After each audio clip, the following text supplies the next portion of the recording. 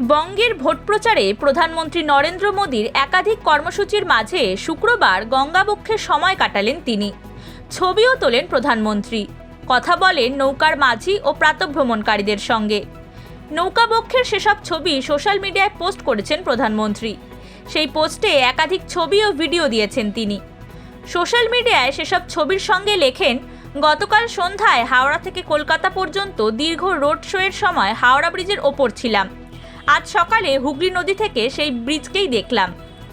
প্রধানমন্ত্রীর গঙ্গা ভ্রমণকে কটাক্ষ করতে ছাড়েনি বিরোধীরা।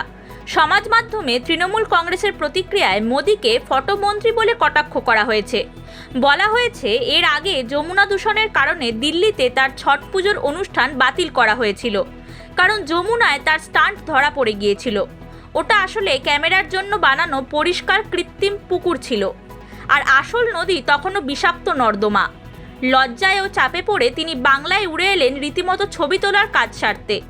যত খুশি নাটকীয় নৌকা ভ্রমণ করুন, কিন্তু এখন জনতার ক্ষোভের গঙ্গা উল্টো দিকে বইছে, সোজা আপনার ডুবতে থাকা নৌকার দিকেই, কটাক্ষ করেছেন তৃণমূলের মুখপাত্র কুণাল ঘোষ।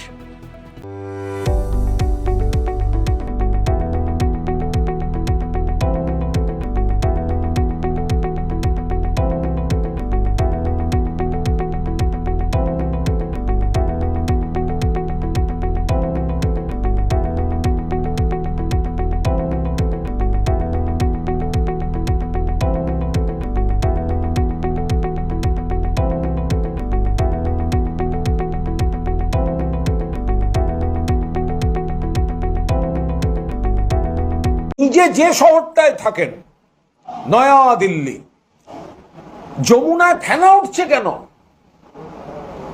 যমুনা আজকে আতঙ্ক কেন? যমুনার বিষাক্ত জায়গায় নরেন্দ্র মোদী তো ছবি তুলতে পারলেন না। নদীর ছবি তোলা, গঙ্গার উপর ছবি তোলাটা কলকাতায় এসে তুলতে হলো, কিন্তু দিল্লির যমুনায় তিনি তুলতে পারলেন না। তিনি মণিপুরের ওই সৌন্দর্যে গিয়ে ছবি তুলতে পারেন না।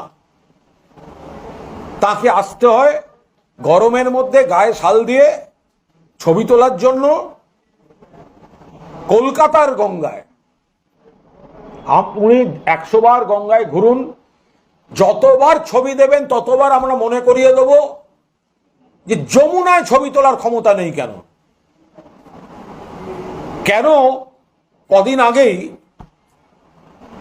স্নান করবেন বলে নদীতে, তার জন্য একটা আলাদা ঘাট মতো তৈরি করা হচ্ছিল, দূষণের জন্য সেখানে নামতে পারেননি, আর ছবি দিতে হচ্ছে কলকাতার নরেন্দ্র মোদী, আর নিন্দা করছেন কলকাতার।